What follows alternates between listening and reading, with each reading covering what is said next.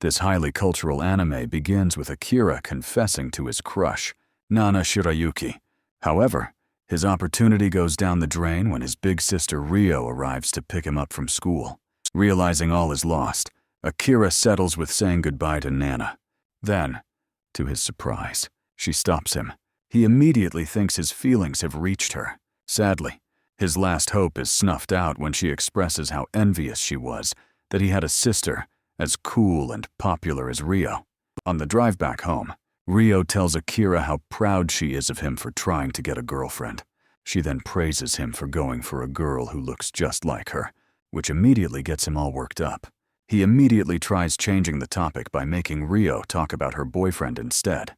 However, she quickly catches on and calls him out. Akira says it's the only thing he can do to fight back against her teasing. In his room that night, Akira admires a photo of Nana while watching a cultured film and training his sword hero. However, he stops midway because he accidentally imagines her as Rio, calling him out for desperately wanting to date her. Suddenly, as if on cue, Rio barges into his room to ask for the next volume of the book she's reading. Caught with his pants down, Akira can only try to play things cool. He calmly tells her to knock first before entering his room. Rio says she did, but he wasn't answering, blaming him for being too immersed in what he's watching. She then casually looks at what he's watching and says, "The actress looks just like her." Akira immediately gets defensive and says she doesn't.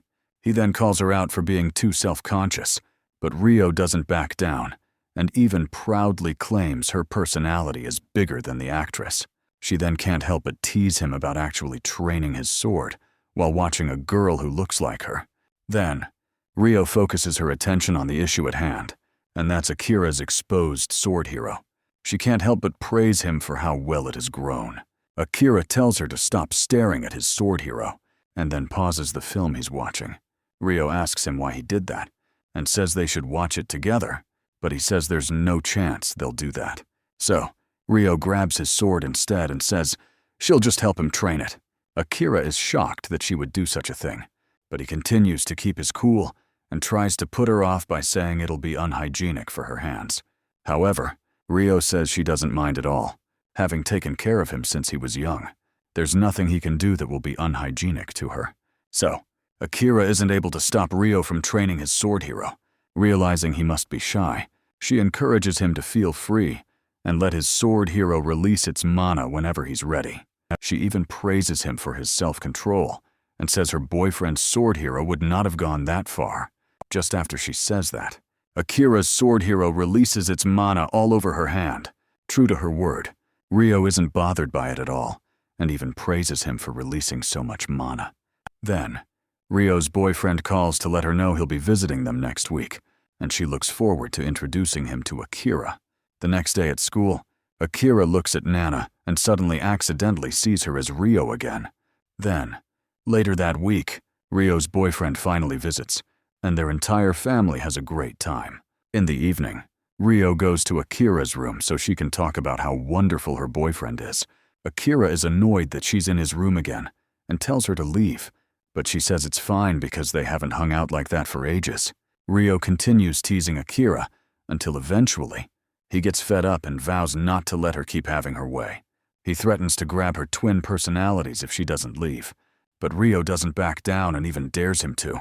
So, Akira grabs them, but to his surprise, she grabs his sword hero too, not wanting to be outplayed. He also grabs her Medusa, but is surprised it's bald. Rio says it's because that's what her boyfriend prefers. After saying he doesn't care about their preferences, he starts fiddling with her Medusa. Rio is surprised that Akira actually knows what he's doing. It seems she's assumed he would be oblivious to such things, and can't hide how proud she is that he's knowledgeable. Eventually, Akira's banjo fiddling skills make Rio's Medusa reach enlightenment. She can't help but feel embarrassed that Akira manages to make her reach such heights. Then, after seeing Akira's stunned and longing face, Rio asks if he wants to make his sword hero spar with her Medusa. She points out it'll be difficult to leave his sword hero in such an enraged state. Rio asks him to get his protective gear and let her watch him put it on, which greatly impresses her. Once his sword hero is fully protected, he lets him start the sparring session. Rio tells Akira to take things slow because his sword hero is too buff. Despite preparing herself, Rio is still surprised by the reach of Akira's sword hero.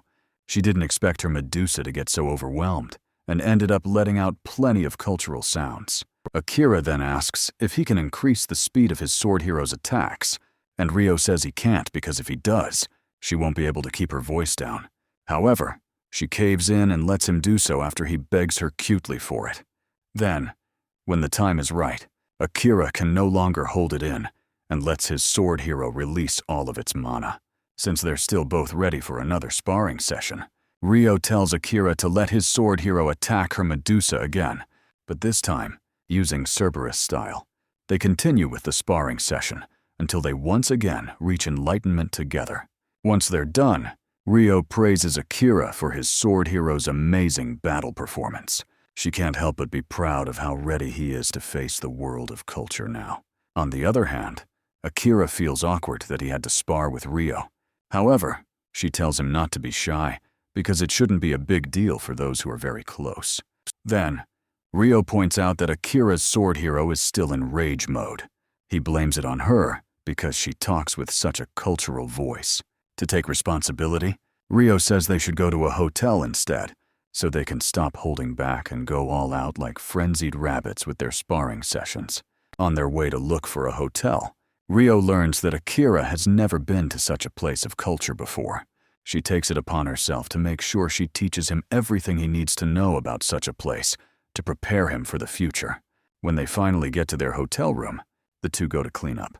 While in the bathroom, Rio uses her karaoke skills on Akira's sword hero to ease its swelling. She tells him not to be shy and let it release its clogged mana whenever he's ready. Since it's the first time he's ever had that done to him, Akira can't hold his sword hero back from releasing its mana.